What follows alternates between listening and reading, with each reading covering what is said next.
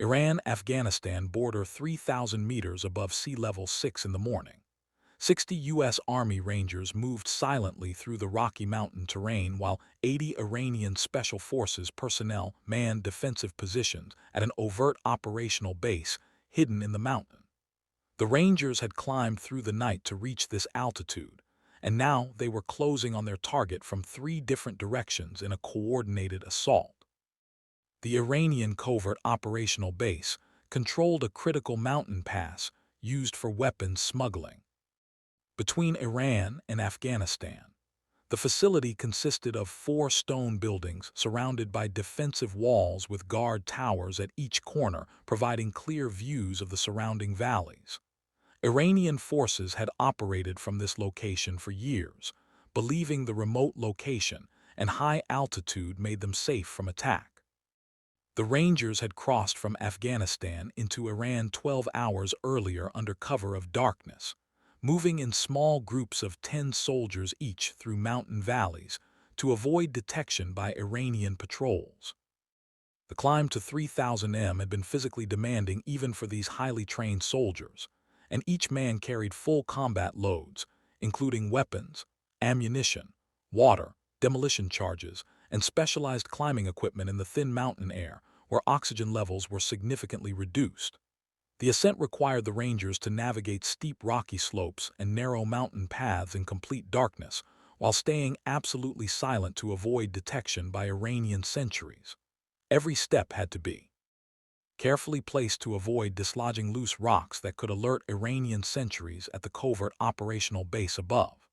The soldiers used night vision equipment to see the terrain, but moved slowly to conserve energy in the oxygen-depleted environment.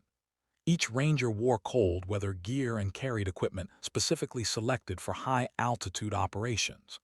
The teams moved slowly and deliberately, taking frequent breaks to manage the effects of altitude and ensure they remained undetected as they approached their target.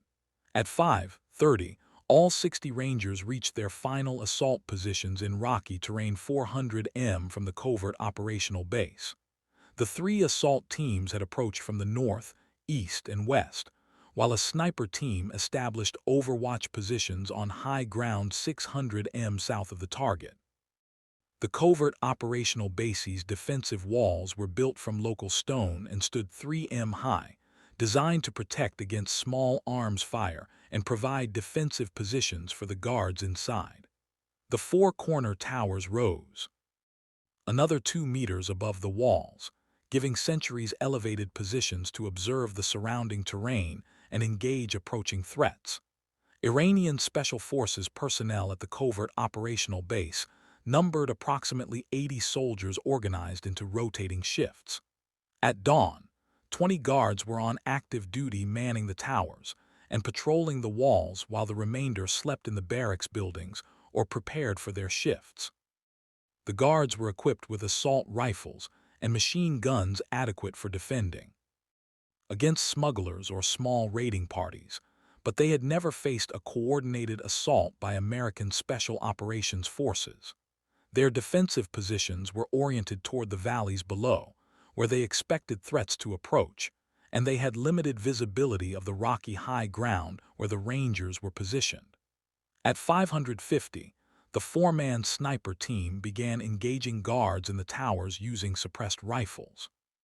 The snipers fired carefully aimed shots that eliminated tower guards before they could sound an alarm or alert the main force.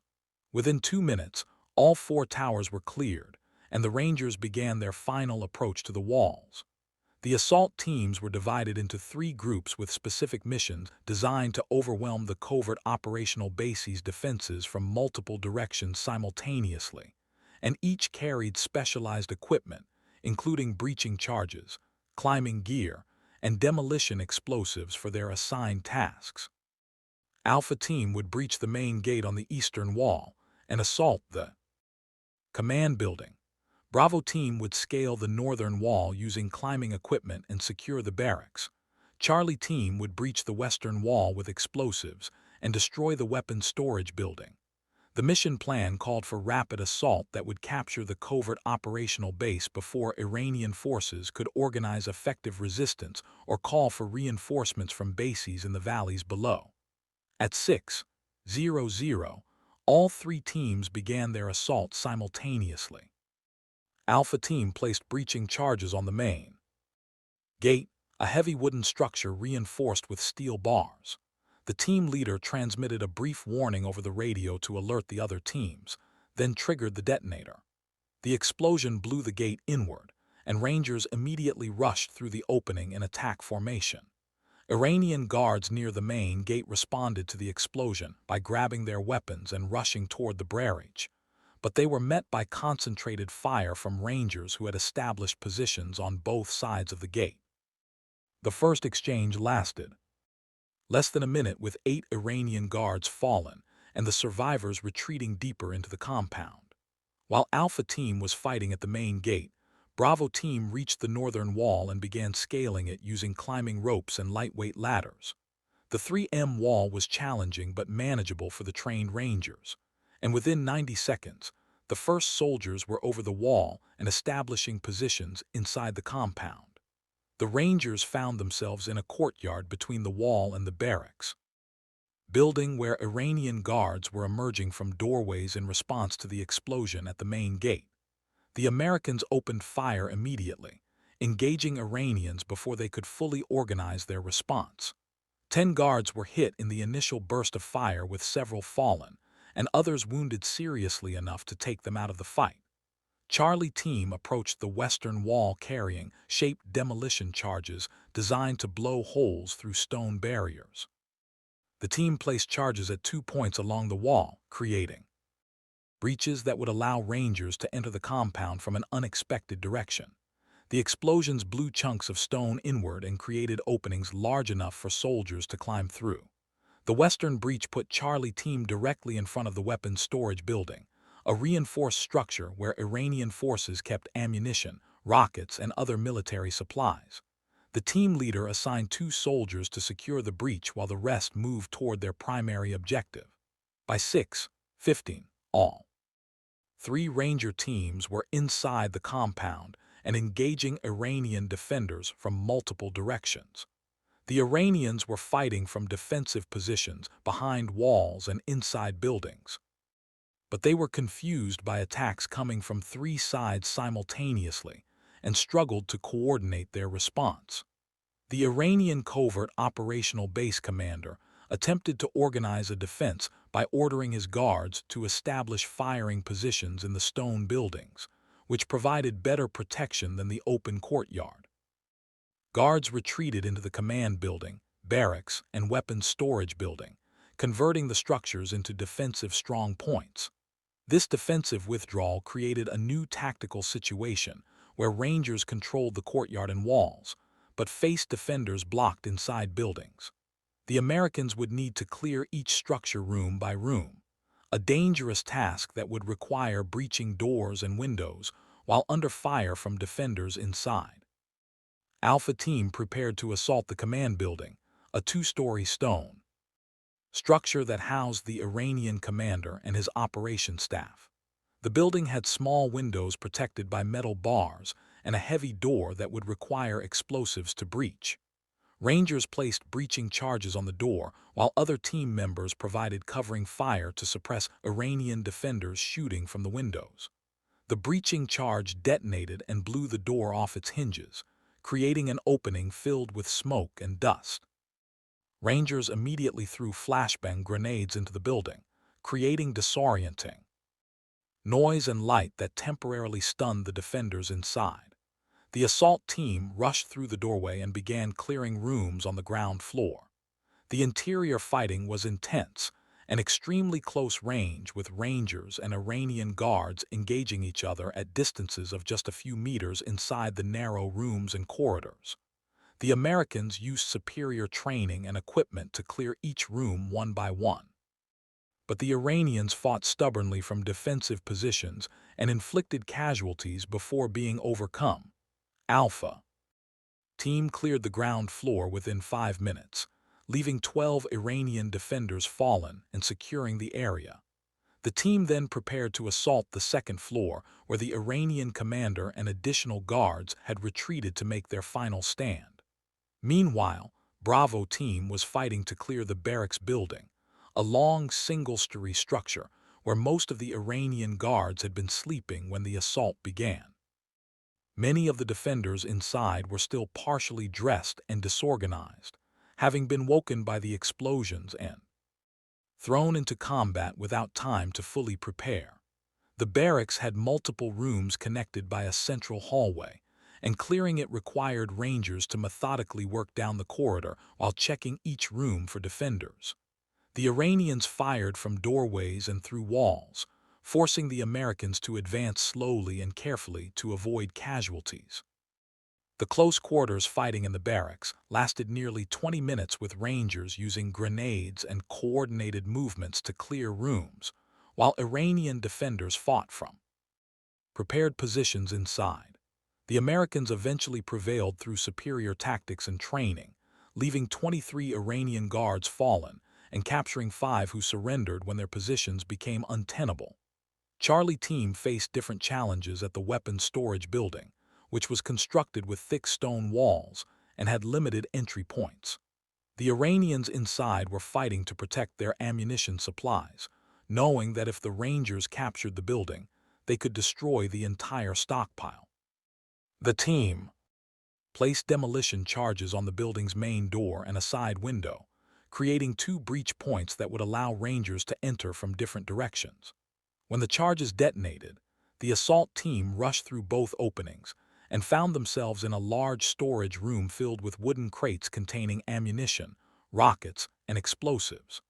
15 Iranian guards were defending the storage building, firing from positions behind the stacked crates and using the ammunition boxes as cover. The Rangers returned fire carefully, aware that stray rounds hitting explosive materials could trigger catastrophic detonations that would prove fatal for everyone in the building. The fighting inside the weapons storage building was extremely dangerous, with both sides exchanging fire at close range while surrounded by explosive materials. Rangers used precise shooting to eliminate defenders one by one, taking nearly 15 minutes to clear the building and secure the ammunition stockpile. By 7:00, all 3 assault teams had secured their primary objectives and controlled the covert operational base's main buildings. However, fighting continued as small groups of Iranian defenders refused to surrender and maintained resistance from defended positions inside the structures. The Rangers had established a casualty collection point near the main gate where wounded soldiers received medical treatment from team medics. 8 Rangers had been injured during the assault, mostly from gunfire and grenade fragments, but all injuries were non-life-threatening, and the wounded remained with their units. Iranian casualties were significantly higher, with 58 guards fallen in the initial assault and building clearance operations. The remaining defenders were scattered in small groups, some blocked in rooms of the command building's second floor, others hiding in storage areas and outbuildings around the compound. The Ranger commander made the decision to continue clearing operations rather than allow the remaining defenders to hold out and potentially call for reinforcements. Teams methodically worked through each building, using explosives and grenades to force defenders out of blocked rooms. The second floor of the command building proved to be the most difficult objective, as the Iranian commander and 12 guards had blocked themselves inside and were fighting desperately. Alpha Team attempted to assault up the stairs but was driven back by concentrated fire from defenders at the top. Rather than continue costly frontal assaults up the stairway, the Rangers placed shaped charges on the ceiling of the ground floor, blowing holes through the stone floor above and creating new entry points into the second floor. This unexpected approach allowed Rangers to enter from below and engage the defenders from an angle they had not prepared to defend. The fighting on the second floor lasted nearly 30 minutes, with Rangers advancing room by room against stubborn resistance. The Iranian commander and his remaining guards fought until they fell in combat or were too badly wounded to continue, refusing surrender even when their position became hopeless. By 8:30, all organized resistance had ended and the Rangers controlled the entire covert operational base. The final Iranian casualties included 72 killed and 8 wounded seriously enough to be captured. The remaining Iranian guards had either fled into the mountains or were hiding in locations where they no longer posed a threat. The Rangers immediately began destroying the covert operational base's military capabilities.